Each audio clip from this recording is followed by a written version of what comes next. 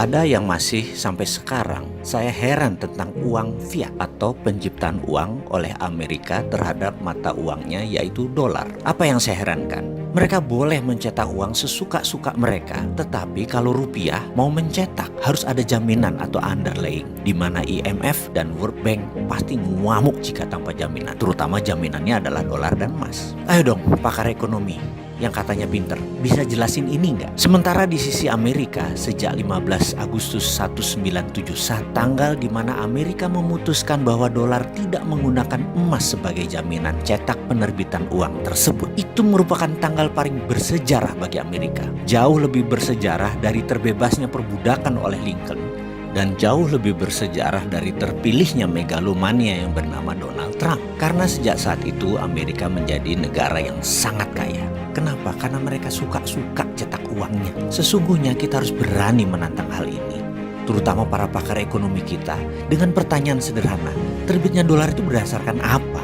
Boleh nggak sih saya heran dengan para dosen, para pakar ekonomi, para pejabat ekonomi, profesor, doktor ekonomi, mengapa mereka setuju Amerika cetak sak mau-maunya, dan bahkan Anda mencari pembenaran-pembenaran, sementara negara lain tuh haram hukumnya untuk mencetak uang. Dan hebatnya lagi pejabat negara yang pasrah bongkoan dengan konsep ini tuh banyak. Saya tidak habis pikir, apa yang menyebabkan banyak negara tidak berani cetak uang sendiri seperti Amerika? Inflasi. Kok Amerika cetak sak mau-maunya, inflasi mereka di bawah 3 atau 4% sih? Subprime mortgage, skandal keuangan menghentak ekonomi Amerika hingga 8 juta pengangguran dan merugikan triliunan dolar di tahun 2008 yang menghajar banyak lembaga mitra Federal Reserve seperti Goldman Sachs, JP Morgan dan lain sebagainya.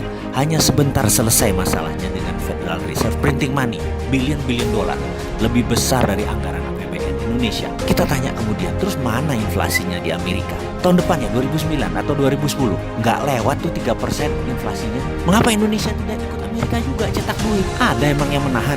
Oh ada. Yang namanya pakar ekonomi.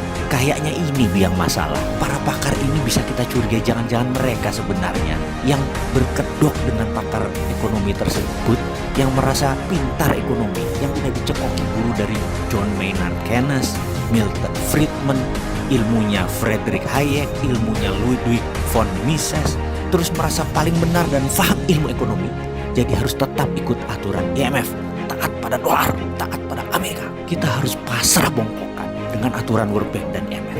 Cetak duit harus ada jaminan. Kita tanya, lu kok gitu sih? Apa benar ilmu itu? Jangan-jangan ilmu udah kadaluarsa kali. Coba kita lihat fakta. Rupiah dipakai sebagai mata uang yang tidak pernah sekalipun menguat kekuatannya.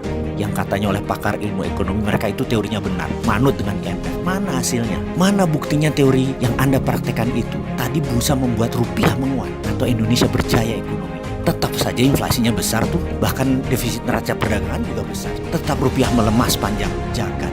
Lebih dari 70 tahun Indonesia merdeka. Ke depan bagaimana?